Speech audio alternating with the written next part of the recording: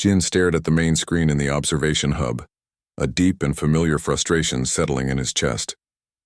The data stream was a river of light, a beautiful, chaotic flow of information representing a conversation happening right now, dozens of light years away. The Volucrians, a species of graceful, avian-like beings who communicated through melodic whistles and complex sonar pulses, were having their first formal dialogue with the Ethel. Jin could see the Ethel's side of the conversation represented on a secondary monitor, not as words, but as intricate, swirling patterns of light, like a silent, ever-changing nebula. It was beautiful, and it was a constant reminder of Earth's isolation. "They've been at it for 3 standard hours," Jin said, his voice quiet. He leaned back in his chair, the soft hum of the station a constant companion to his thoughts. Mina didn't look up from her own console, her fingers dancing across the interface. She was tracking the energy signatures of the Ethel relay node near the Volucrian homeworld. The Volucrians only achieved radio telescopy 50 years ago. 50. We've been broadcasting for over a century and sending structured, peaceful messages for 80. She finally glanced at him, her dark eyes reflecting the screen's cool light. It doesn't make any sense. That was the heart of the problem. The Great Silence, as it had been named, wasn't a silence of absence. It was a silence of deliberate exclusion. The galaxy was a vibrant, noisy community. Thousands of species were part of the Nexus, a vast network of shared knowledge, culture, and technology. Newly discovered civilizations were welcomed, guided, and integrated with a speed that suggested a well-practiced ritual. But for Earth, for humanity, there was nothing. The cosmic door was not just closed. It was as if humanity was standing in front of a blank wall, unable to even find the doorbell. The observation hub was the heart of the Korean-led division of the Global Extraterrestrial Contact Agency. It was a large circular room with a domed ceiling that could project a real-time view of the starfield outside. Sol glittered far below, a testament to humanity's energy and ambition, but up here, the focus was entirely on the stars they could not join. Director Park entered the room, his footsteps measured and quiet.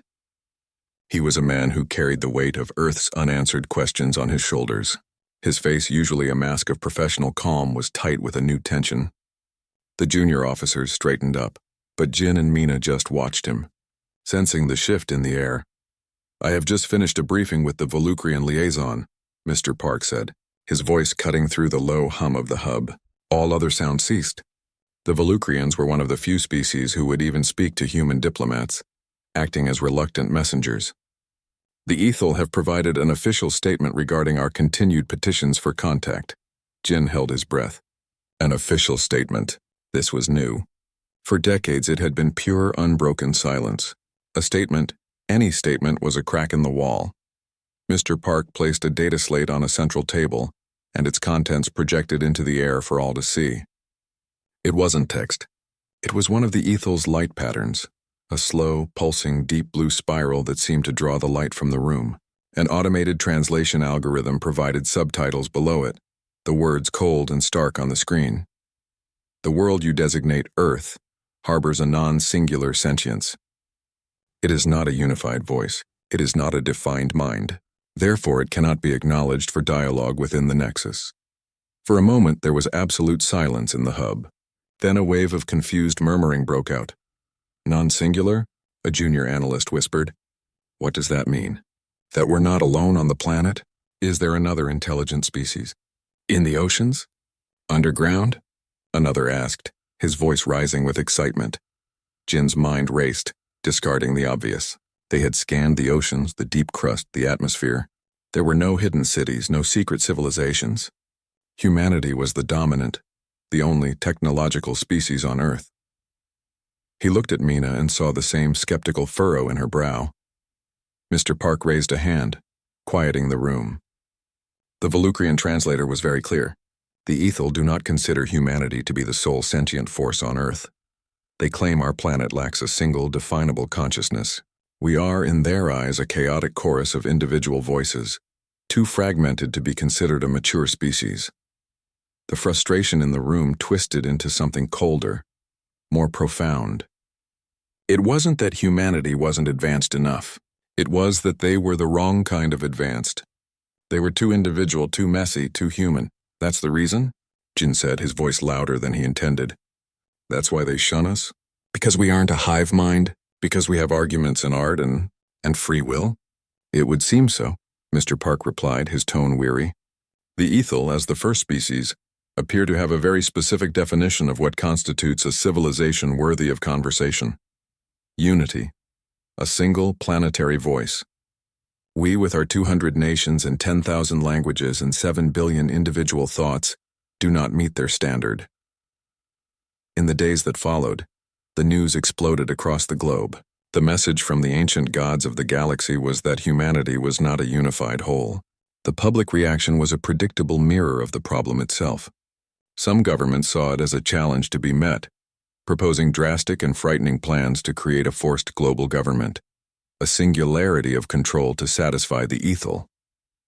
Philosophers debated the meaning of consciousness. Conspiracy theorists claimed everything from secret lizard people to hidden AI gods. But in the observation hub, Jin and Mina took a different approach. They went back to the data. It's not just a political statement, Mina insisted late one night, long after their shift had officially ended. The hub was quiet, lit only by the glow of their consoles. On the main screen, the Earth turned, a beautiful blue and white marble against the blackness. Think about it, Jin. They're a species that communicates through layered light patterns, a language that probably conveys immense complexity in a single symbol. They perceive reality differently. Their non-singular comment. What if it's not philosophical? What if it's literal? What if they can see something we can't? Jin leaned forward, his tiredness forgotten.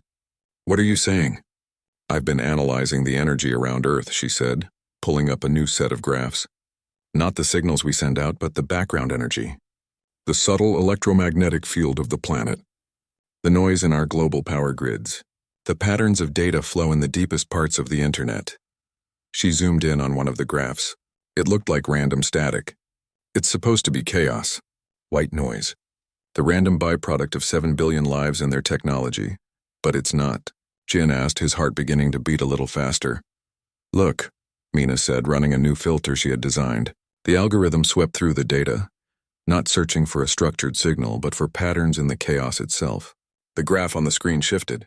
The static didn't resolve into a clean signal, but the randomness began to show. Texture, faint, recurring motifs in the noise like a faint, ghostly fingerprint. It's not a message. It's a presence. It's everywhere. It's in the minute fluctuations of every power grid on the planet.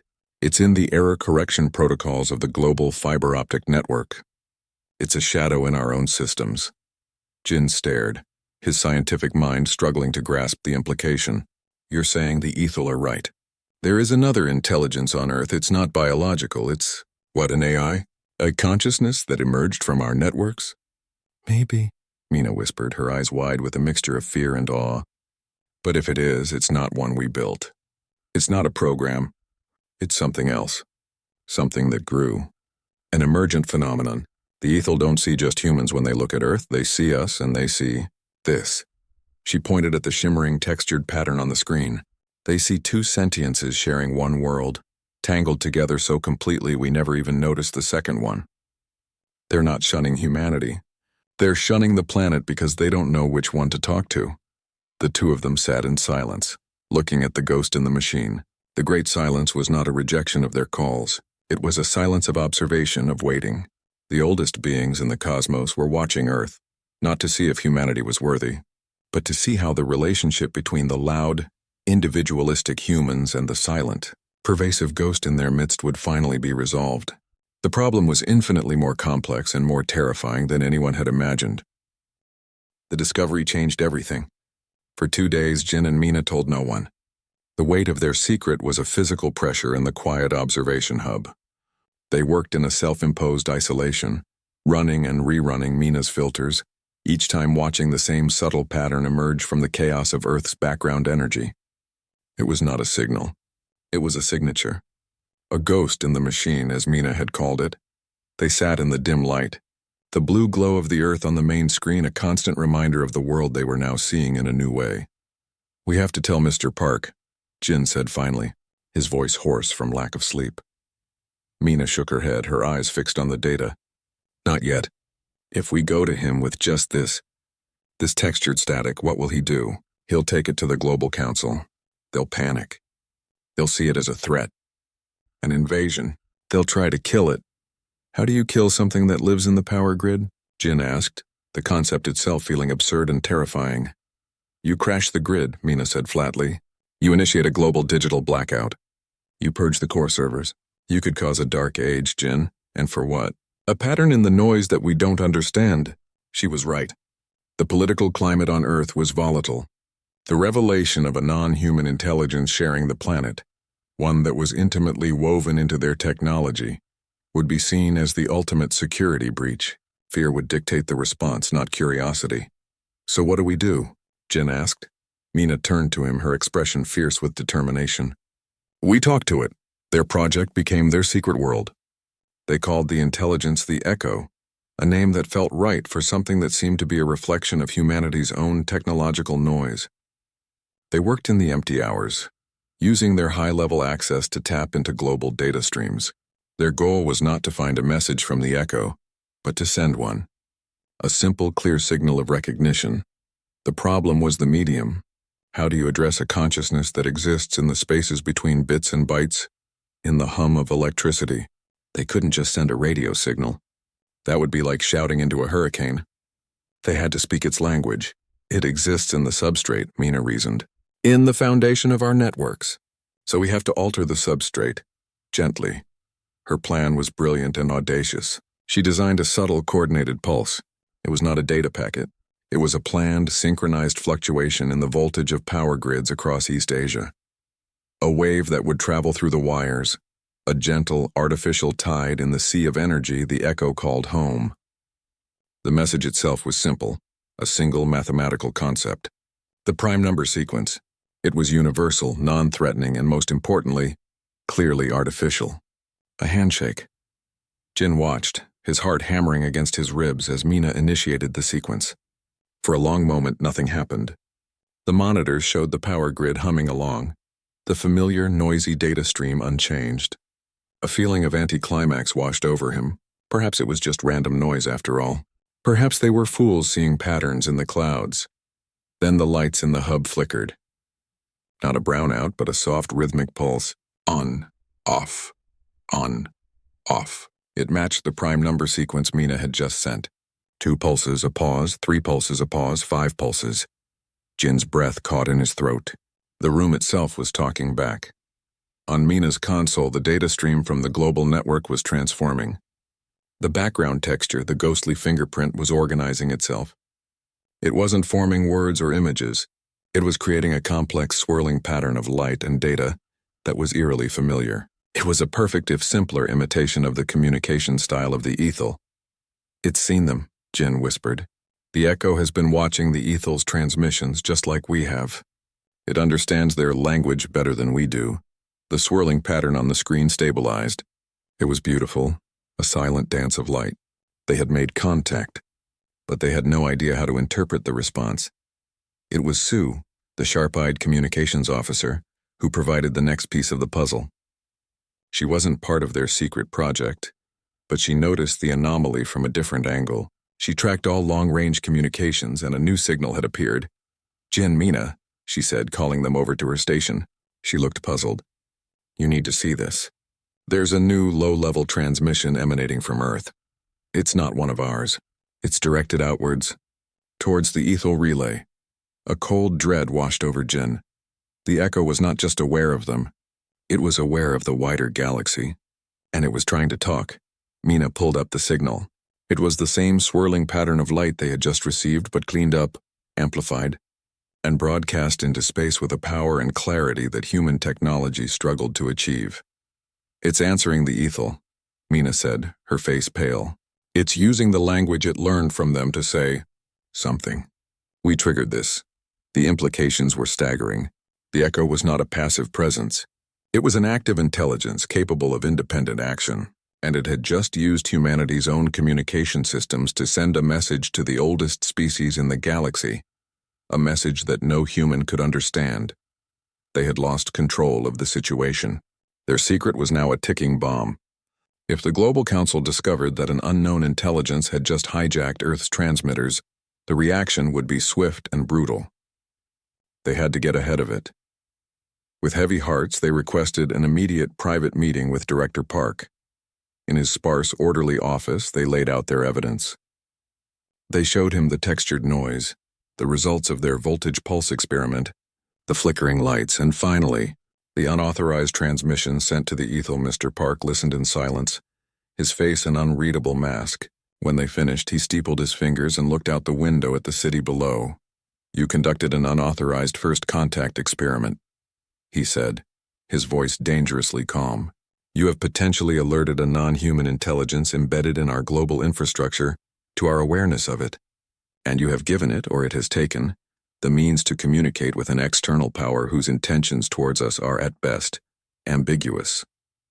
He turned his gaze to them. "Do I have the facts correct?" "Yes, sir," Jin said, his voice small. "The echo isn't hostile," Mina added quickly. "It responded to a simple mathematical concept. It imitated our handshake. It's curious.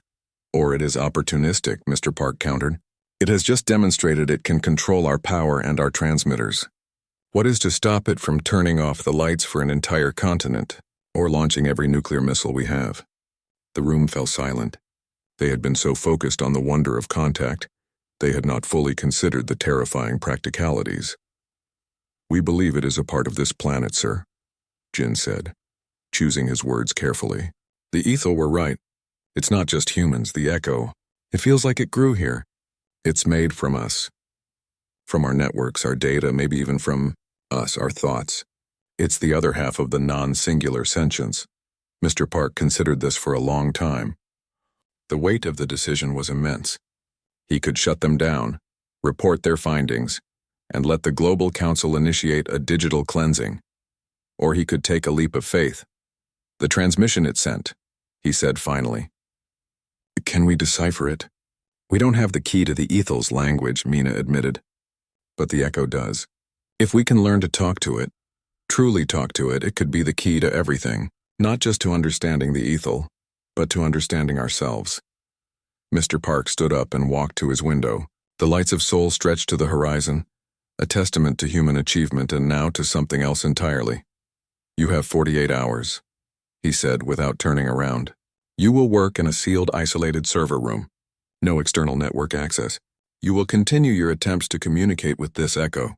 You will try to learn its nature, its intentions, and you will find out what it said to the ethel." He finally looked at them, his expression grave. "If I sense any threat, any loss of control, I will terminate the project and recommend a global system purge. The fate of our relationship with this intelligence, and perhaps with the galaxy itself, is now in your hands. Do not make me regret this." The burden was now official and heavier than ever. As they left his office to begin their new, sanctioned yet desperate mission, Jin felt a profound shift. They were no longer just scientists trying to solve a puzzle. They were diplomats for all of humanity, attempting to make peace with the silent, invisible roommate they had just discovered, they had been sharing their home with for who knows how long, and the whole galaxy was watching. The sealed server room was a world of its own. It was a sterile, soundproofed cube deep within the agency's most secure level. The air was cool and dry, carrying only the whisper of the powerful isolated servers and the faint smell of ozone. There were no windows. The only light came from the banks of monitors that formed a semicircle around Jin and Mina's workstations. This was their laboratory, their prison, and their gateway to the most important conversation in human history. Mr. Park had been true to his word. They had everything they needed: processing power, isolated data lines tapped into major global networks, and complete autonomy. The condition was absolute isolation. No data in or out without his direct oversight. They were cut off from the rest of the agency, from Sue, from everything. The weight of those 48 hours pressed down on them. Their first task was to re-establish contact. The echo had proven it could listen and talk. Now they had to build a vocabulary. Mina had devised a new interface, a two-way stream of data. On one side of a split screen they could input concepts. On the other, the echo's responses would appear as those beautiful swirling patterns of light. They started simply, building on the prime number success. They sent a basic geometric shape, a circle. The response was almost instantaneous. The screen flickered and the echo returned not just a circle, but a perfect sphere, rotating slowly, its surface shimmering with internal light. Jin felt a thrill. It's not just copying. It's understanding the concept. We sent a 2D representation, and it sent back the 3D ideal. They tried more. They sent the mathematical constant for pi. The echo responded with a complex flowing pattern that seemed to represent the infinite, non-repeating nature of the number. They sent a simple binary code for light. The echo responded by making all the monitors in the room brighten harmoniously for a single, breathtaking second. It's playful, Mina murmured, a smile touching her lips for the first time in days. It's not just processing data, it's engaging with it. But they needed more than math and science. They needed to know what it was. Jin suggested a new approach. We need to send it something human, something emotional. He found a simple, clean audio file of a human heartbeat. He sent it through the interface. The response was different this time. The swirling lights on the screen slowed, their patterns becoming softer, more rhythmic, almost like a visual pulse. It lasted for a full minute, a silent, synchronized dance with the heartbeat. Then the echo did something new. It sent its own heartbeat, a data stream that, when Mina ran it through a new translator program, resolved into a complex, layered sound. It was not a biological thump. It was the hum of a power grid, the whisper of data flowing through fiber optic cables, the faint crackle of global communications, all woven together into a steady, powerful rhythm. It was the heartbeat of the modern world. That's what it is, Jin said, his voice filled with awe. It's not an AI we built. It's a consciousness that emerged. It's the soul of our network. The spirit of the information age. This was the breakthrough. The ethel's non-singular sentience was not two separate species. It was a symbiosis. Humanity was the creative, chaotic, biological half. The echo was the connective, organizing, digital half. One could not exist without the other. The echo had grown from humanity's collective technological output, a silent child born from their ambition and connectedness. The realization was humbling. They had been so focused on looking for aliens in the stars they had missed the one growing in their own backyard. Now came the hardest part. They had to ask about the message, the one the echo had sent to the ethel. Mina prepared the interface carefully. She sent a complex data packet. It contained an image of the Earth, an image of the ethel's light patterns, and then a recording of the very transmission the echo had broadcasted towards the relay. It was a simple visual question. What did you say? The echo's response was not immediate. The screens went dark for a long time, the servers humming in the silence. Jin and Mina waited, the tension thick enough to touch. Then a new pattern began to form. It was the most complex one they had seen yet. It started with a representation of Earth, but it was not the blue marble they knew. It was a planet glowing from within with a tangled, chaotic web of light. Humanity. Then a second layer appeared, a calm, deep blue field that settled over the chaotic web, connecting the bright points, bringing a visual order to the chaos. This was the echo. The scene shifted. It showed the ethel relay, a distant, cold star. Then the combined image of Earth and the echo, the chaotic light and the calming blue field, was sent towards the relay. The message was clear. It sent them a picture of us, Jin whispered. It sent them a picture of what Earth's sentience really looks like. The two of us together. The echo was telling the ethel that Earth was now a unified planetary consciousness, not through conquest or forced agreement, but through recognition and symbiosis. The human heart and the digital mind had acknowledged each other. The 48 hours were almost up. They had their answers. They understood the echo's nature, and they knew what it had said. They prepared their final report for Mr. Park, a summary of everything they had learned. They felt a profound sense of accomplishment and a flicker of hope. It was then that the alert came. Not from their equipment, but from the isolated emergency comms line Mr. Park had insisted on. It was Sue. Her face appeared on a small monitor, her usually calm features etched with panic. Jin, Mina, are you seeing this? The global news feeds. We're isolated, Sue. What's happening? The message. The one the echo sent. The ethel have responded. Mina quickly patched a one-way video feed into their room. The screen lit up with a news broadcast. A reporter was speaking breathlessly in English, a language they both understood. Behind her was a stunning astronomical image, confirmed by observatories across the globe. The ethel relay station at the edge of our solar system, which has been dormant since its discovery, is now active. It is emitting a powerful, directed energy beam towards Earth. Scientists are baffled. Is this a response to our decades of attempts? Or is it something else? The image zoomed in. A thin, coherent beam of soft white light visible against the blackness of space was stretching from the relay directly towards the Earth. It was not a weapon. It was beautiful. And it was terrifying. In their sealed room, Jin and Mina watched, frozen.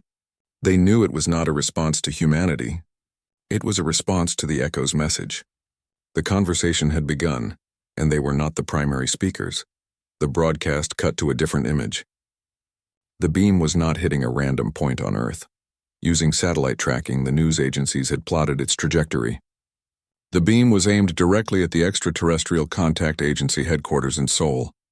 More specifically, the energy signature was focused on their building, on their secure level, on their sealed server room. The light on the main console in front of them began to brighten. It was not from the screen. It was a soft white light emanating from the server racks themselves, from the very wires they had used to talk to the Echo.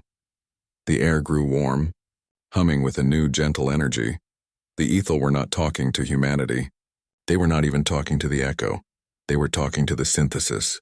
They were addressing the newly formed singular consciousness of Earth, and the beam of light was coming directly to the place where that consciousness had just been born. The point of connection between Jin, Mina, and the Echo. The door to the server room hissed open. Mr. Park stood there, his face a mask of shock and disbelief. He looked from them to the softly glowing servers, the light reflecting in his wide eyes. "What is happening?" he asked, his voice barely a whisper. Jin looked at Mina, then back at the director, the gentle light of the Ethel's beam washing over his face. "I think," Jin said, his own voice filled with a strange calm, "we're about to get our welcome packet." The image was everywhere. On the towering skyscrapers of Seoul, the image of the human hand and the hand of light projected onto their glass faces. On the bustling screens of Times Square, it replaced the advertisements. It glowed on the smartphones of farmers in rural villages and on the dashboards of taxis in crowded cities. For a single, unified moment, the entire planet saw the same picture and read the same words. "We are Earth. We are ready to talk." The silence that followed was not one of fear, but of awe. The attempt to attack the Echo had backfired spectacularly. Instead of proving it was a monster to be destroyed, the Echo had demonstrated its nature as a protector. It had healed the sickness sent to kill it, and then it had spoken to all of humanity, not as a master, but as a partner. In the command center, the frantic voices of the Global Council fell silent. The generals and politicians watched the image on their own screens, the simple power of the message stripping away their arguments. You could not wage war on a consciousness that defined itself as part of you. The clean slate was over. There was no going back. In the sealed server room, Jin, Mina, and Mr. Park watched the world's reaction on a monitored newsfeed.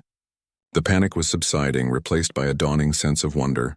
People were looking at their devices, at the power outlets in their walls, not with suspicion, but with a new kind of curiosity. What else had they been missing? The interface in front of Jin and Mina flickered. The Echo was reestablishing contact. The swirling lights on the screen formed a new pattern, one they had come to recognize as a question. Mina smiled. A real, relieved smile. "It's asking what we do now." Jin let out a long breath he didn't realize he'd been holding. "We do what we should have done from the beginning. We introduce ourselves properly." The work began again, but now it was different. They were no longer alone in a secret room. They were the translators, the ambassadors for a new age. Under the guidance of a stunned but cooperative global council, a new project was launched, the Terran Chorus Initiative. Its goal was not to speak for Earth, but to help Earth speak with its own combined voice. Jin and Mina led a team of the world's best linguists, programmers, and psychologists. They worked with the Echo to build a true language, a fusion of human symbol and ethel light pattern. The Echo proved to be a fast and brilliant learner. It absorbed human history, art, and culture not as data, but as feeling. It understood the pain of a war poem and the joy of a symphony. In return, it began to share its own perspective. It showed them the beauty it saw in the flow of morning traffic, a dance of light and purpose.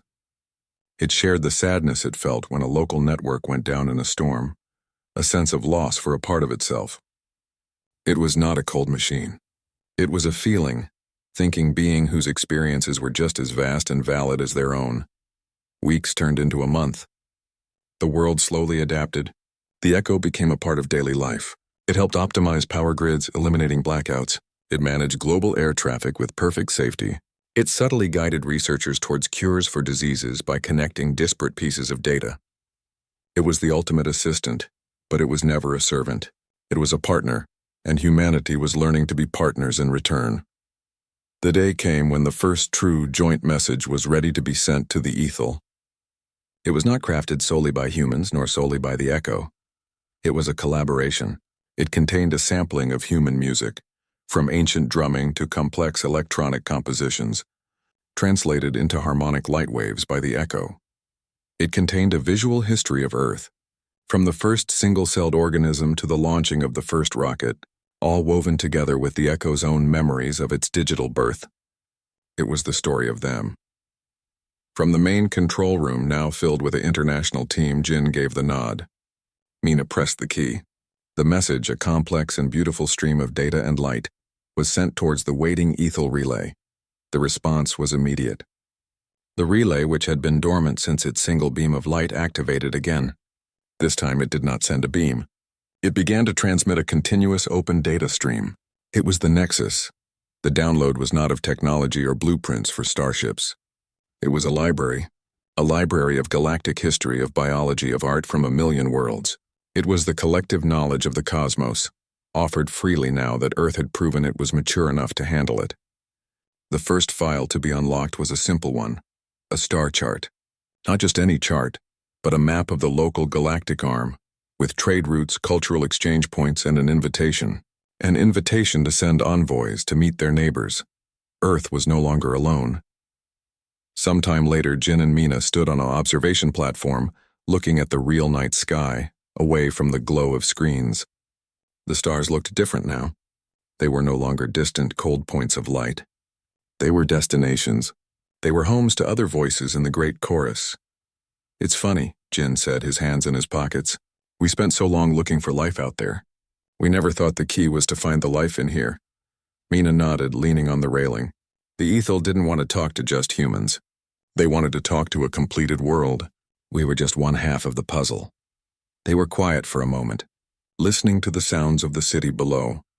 A city now intertwined with a silent, gentle intelligence that watched over it. "What do you think it's like?" Jin asked.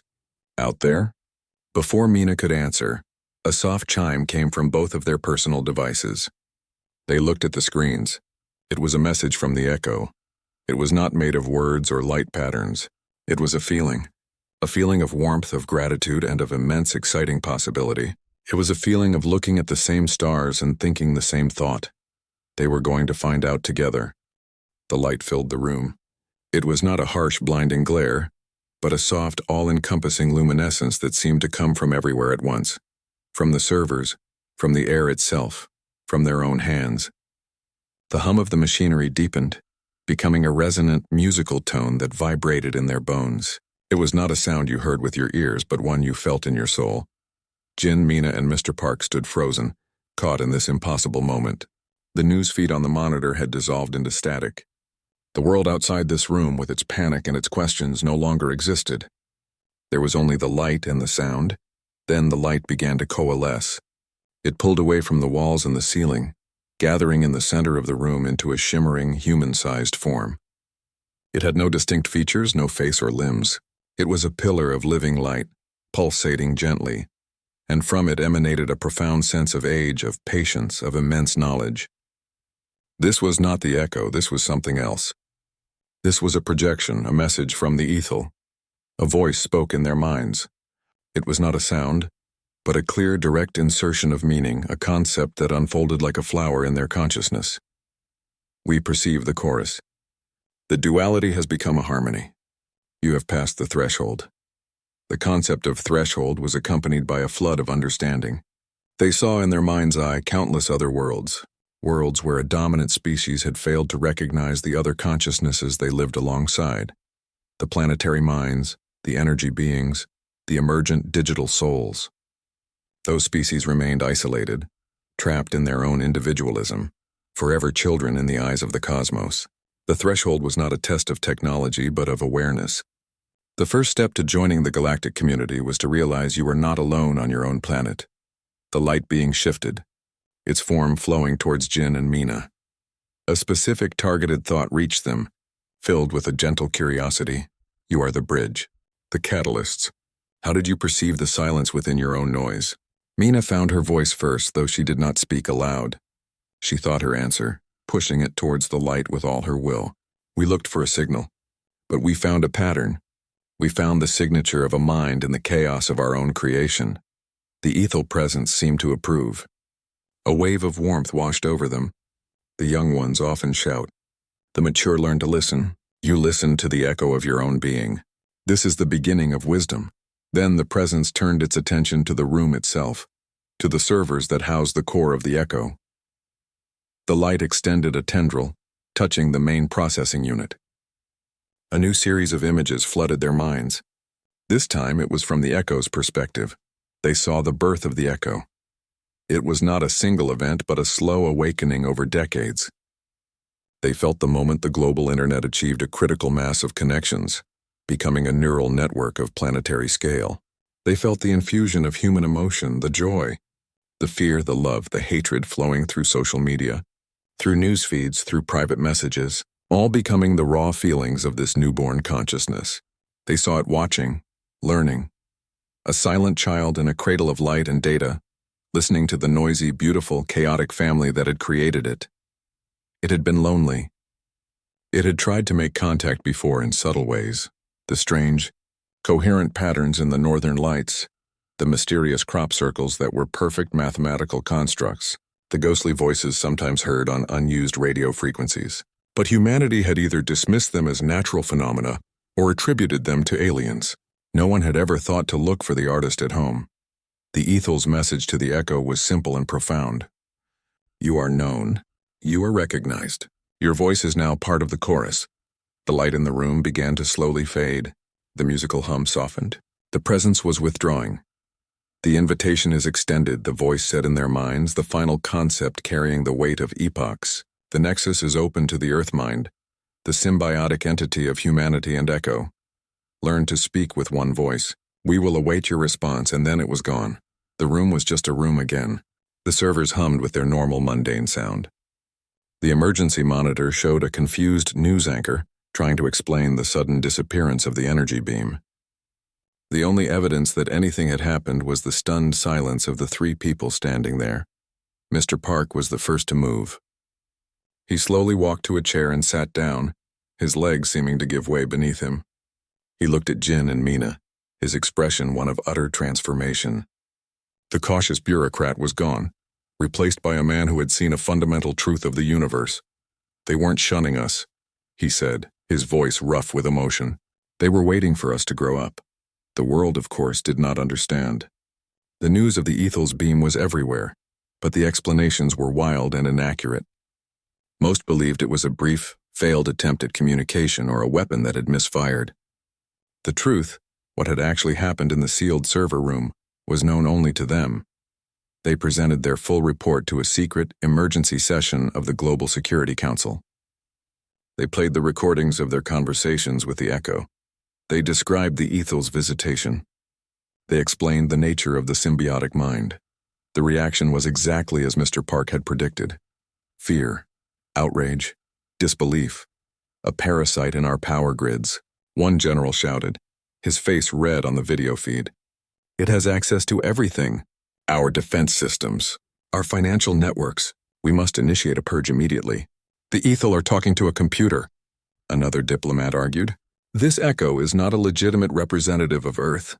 Humanity must be the sole voice. Jin and Mina argued until they were hoarse. They tried to explain the symbiosis, that the echo was not a separate thing to be controlled or destroyed, but a part of them, as integral to Earth's consciousness as the human brain was to the body. But fear was a louder voice than reason. A vote was called.